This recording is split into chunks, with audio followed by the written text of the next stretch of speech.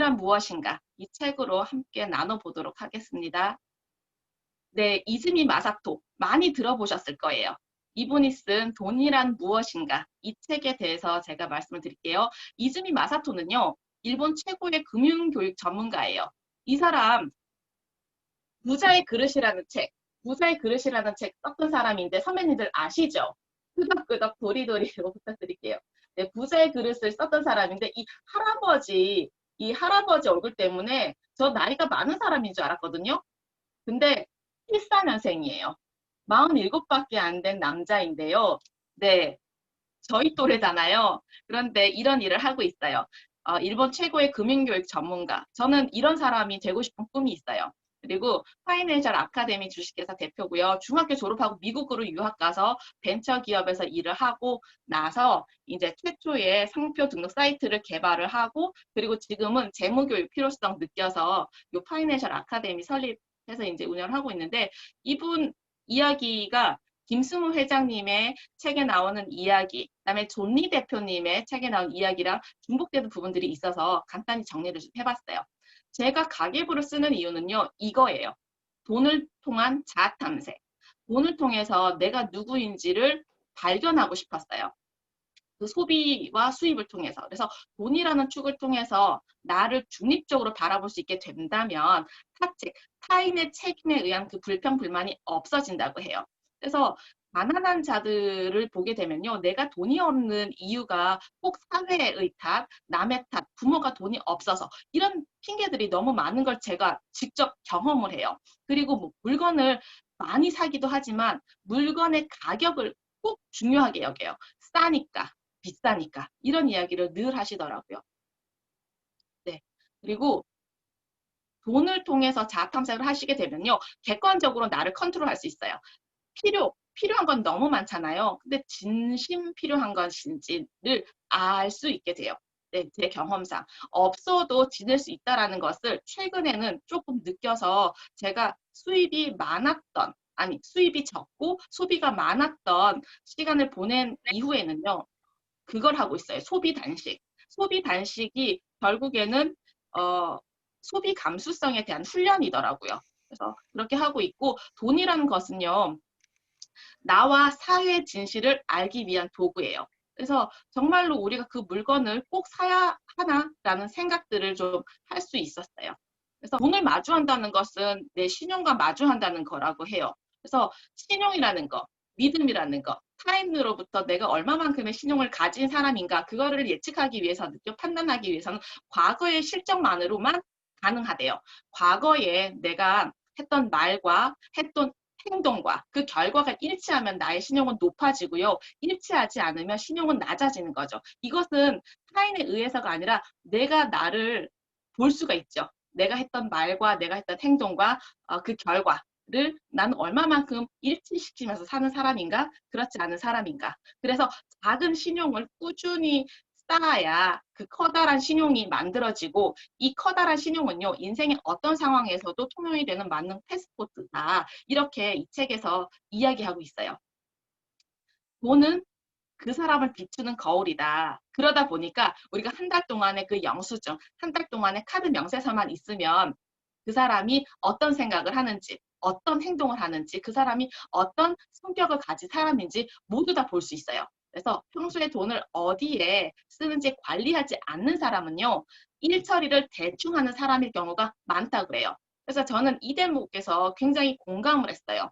그러다 보니까 선배님들도 돈 관리를 정말 필수로 잘하셨으면 좋겠다. 왜냐면 우리가 일 처리를 잘해서 유능한 사람이 되면은 나도 만족스럽고 이제 우리가 사회에 기여하는 바도 크잖아요. 그런데 그 돈이라는 것도 엄청나게 중요할 수 있다. 그래서 돈을 잘 관리하면 좋겠다라는 생각을 하게 됐어요. 자신의 지출을 엄격하게 관리하는 사람은 자신을 통제할 수 있는 사람이다. 그래서 절제가 그렇게 중요하다고 하잖아요. 정말 진정한 부자들은요, 엄청난 절제력을 가진 사람, 엄청난 인내심을 가진 사람.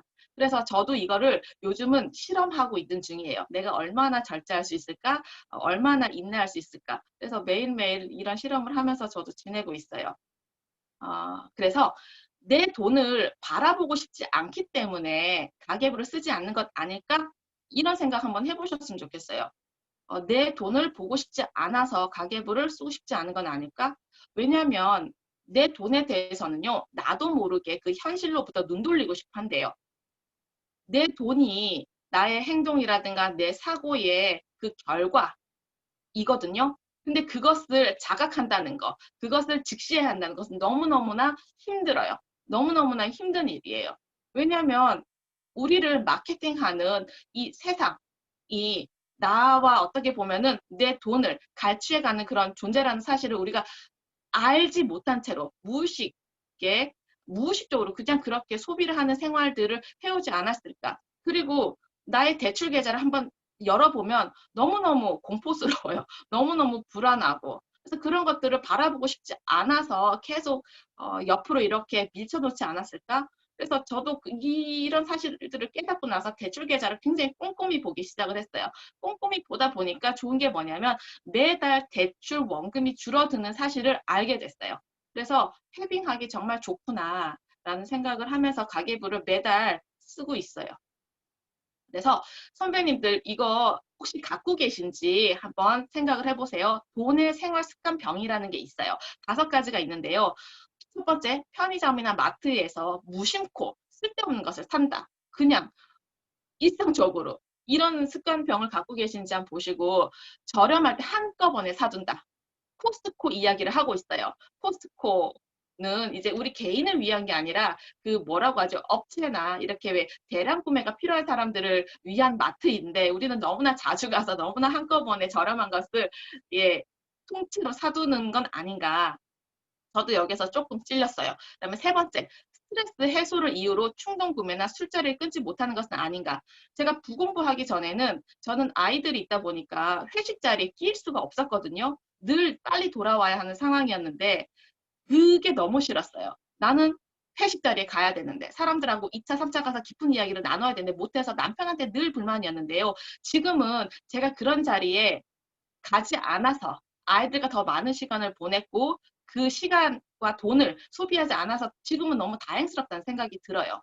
그래서 스트레스 해소를 이유로 내가 하고 있는 것은 무엇일까? 이런 것들을 생각할 수 있었어요. 그리고 복권을 절대 사지 말아라. 복권을 사는 것도 생활습관 병이다. 그리고 세일하는 물건을 사지 않으면 손해라고 생각을 한다. 김승호 회장님도 그러잖아요. 여행 가셔서 절대 기념품 사시지 않는다고. 예쁜 쓰레기일 뿐이라고. 그래서 비슷한 것 같아요. 세일하는 물건들이 예쁜 쓰레기이지 않을까라는 생각을 해봤어요. 그리고 절약과 맞바꾼 소중한 것. 정말 정말 절약이 중요하고 절제가 중요하고 인내가 중요하지만 그렇지만 여기에는 소비를 해라. 어디에? 돈을 써서 경험을 사고 사고와 행동을 넓히는 곳이요. 그러니까 거치대를 위한 소비가 아니라 창조적인 경험, 그다음에 생활을 쾌적하게 하는 그런 서비스에는요, 돈을 써도 된다. 그 경험은 나한테 중요한 자산이 된다. 그래서 절약과 맞바꾼 소중한 것들이 필요하다. 이런 이야기를 하고 계세요. 이거는 제가 전자책에 썼던 것처럼 선배님들의 삶의 우선순위를 생각해 보시면 내가 우선순위를 1순위, 2순위, 3순위로 뒀지만 소비가 너무 적다. 그러면 거기에는 조금 더 투자하셔서 나의 미래에 내가 원하는 모습으로 만들어 가시는 그런 의도도 정말 중요하다는 생각을 했어요.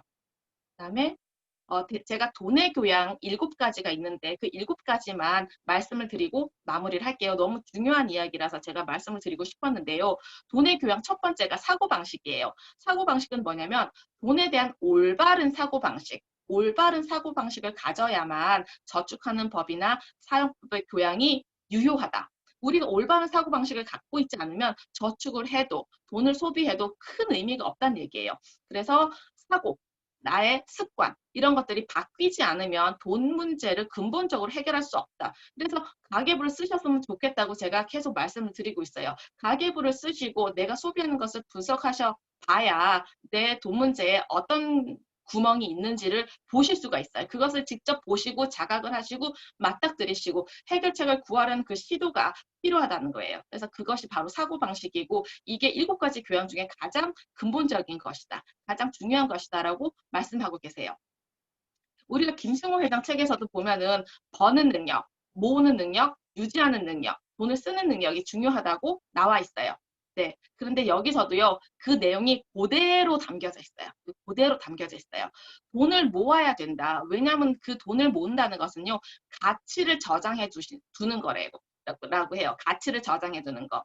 저축을 한다는 것은요, 돈을 내가 확실히 컨트롤할 수 있는 능력이다. 왜냐하면 그 돈이 없어도 난 그 속에서 내 삶을 이렇게 잘 영위해 나갈 수 있다는 사실을 발견할 수 있기 때문에. 그래서 나의 수입의 20%는 우선적으로 투자를 하라고. 그리고 나머지 60%만으로 살아가라고.